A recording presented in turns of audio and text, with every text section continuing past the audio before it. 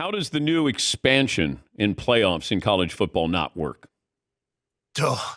The only way it doesn't work is, I mean, there's going to be like the 13th team is going to be debated now. You know, like obviously Florida State last year was incredibly pissed because they didn't make it in. They had their third string quarterback. I don't think anybody with a sane mind outside of Florida State thought that a third string quarterback should lead a team into a 4-team playoff. And I think what the college football playoff last year was fantastic. If I was a Florida State player, Florida State family member, Florida State alumni, I would have been mad as well. Like, I'm not happy. I understand why they were mad, but I think as a college football fan, that was the right decision. Now it's going to be the 13th team that's going to get discussed, and there's going to be a Power 5 school that's going to get in over somebody that had a great year that's going to tie.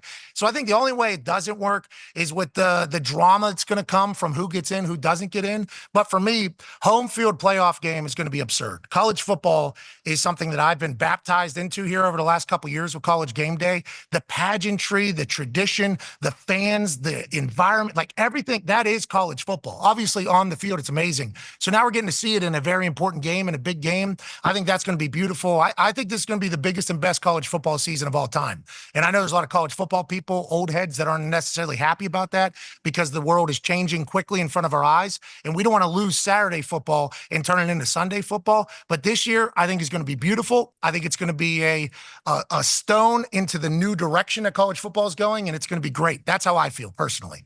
Yeah, I think Saturdays is kind of leaking into Sunday, though, Pat. I think we're going to get there. I think they're just going to take the NFL model, and you might have 40 teams, 40 schools, and maybe they're, divisions. You have an AFC, NFC type. You're going to pay them revenue sharing, and you're basically going to, do what they do, have playoffs, and then have a Super Bowl.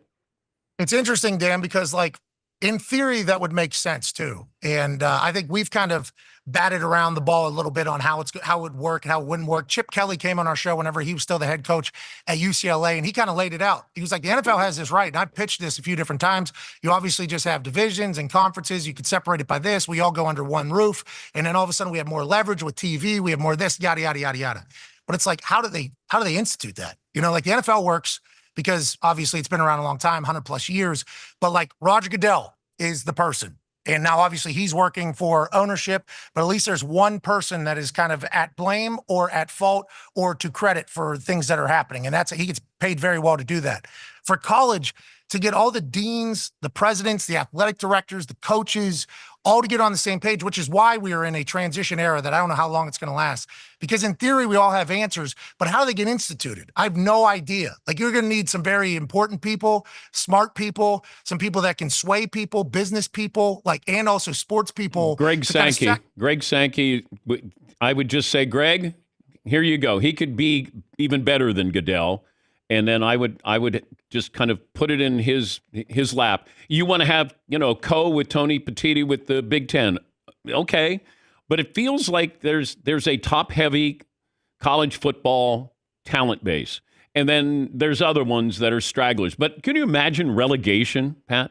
How great would that be that all of a sudden North Dakota State is playing, Vanderbilt goes down, Northwestern gets kicked out, It'd be fun. Yeah. I don't even know if those schools would even get in, but I think you could have some real fun with that. Relegation, last day, last game, you're watching, you're going, nobody cares about this game until you care about this game.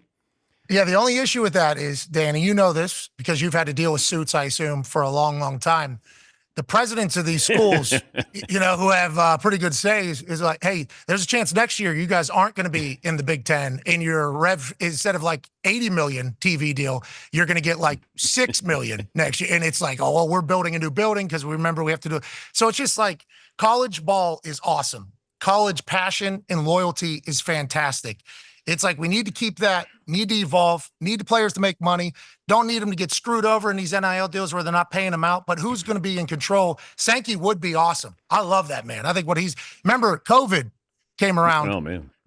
Big Ten said, we're not playing. Pac-12 said, we're not playing. Ivy League said, we're not playing. Greg Sankey got a podium and said, we're playing football in the SEC. I don't even know what we're talking about. He stood in the fire, has numerous times, has led the SEC, obviously feels good about it. But that's a massive task for him to take on to save the entire country. But hopefully he'll do it because I agree with you. There's a lot of opportunity with the great sport of college football. You got to pace yourself.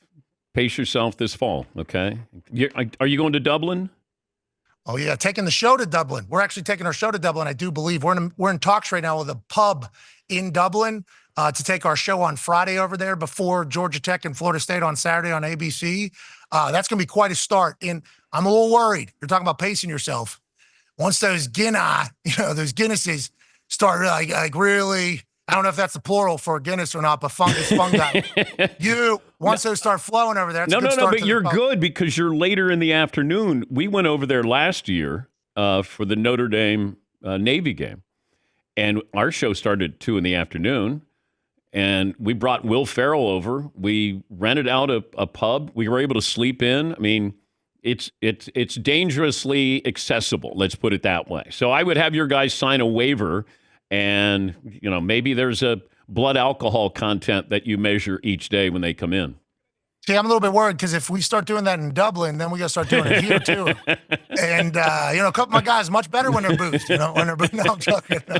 Yeah, it's good. It's a long season though, Dan. You're right. Yourself. And Pace yourself. I think my guys have been playing this 2K college football NCAA 25 game, and one of their big takeaways is like, hey, these are long seasons. Like this season is long now with the 12-team playoff and with what it's going to become with the Big Ten, the SEC, what they're going to talk about conference play and everything. If somebody goes undefeated now, it's going to be like the greatest feat in the history. Like it's long. Yeah, long seasons, a lot of big time matchups, new rivalries. Should be a blast. But yeah, long year. It's going to be a long season. Thank you, bud. Baby's good? Man, Mackenzie's awesome. She just had a checkup this morning. 70th percentile for everything. She loves to eat. Boy, she loves to eat. She got my taste buds. That's not fantastic news, but mom's good. Baby's good. Life is good. How are you guys? Great? Everything's good. Every day's the Super Bowl. Hey, you're damn right, Dan, isn't it? Every day. Hey, is Fritz's first name Todd? Todd. Yeah, Todd. Jeez. I don't have his number saved. I get a text and then a big long, hey, would like to see you here. And then it says Todd. And I'm like, I don't know, Todd. So then Paul texts me. He's like, hey, will you come on? And then all of a sudden I get a text from Todd again. And I'm like, oh. And I Google it. Fritz's name's Todd. That's on me. I won't let Todd know that. I apologize. Feel free to block that number if you want to. Wow, that's not because we Certainly, do. Well, I thought I blocked it already. That's why when it snuck in, I didn't know who it was, But I appreciate you having me on. You're the best. You guys are the best. And that Emmy thing, honestly, I know in the way you all came up, which I assume is through like journalism school and everything, like that whole thing. I understand that you guys will hold that in high regard, and you certainly owe one.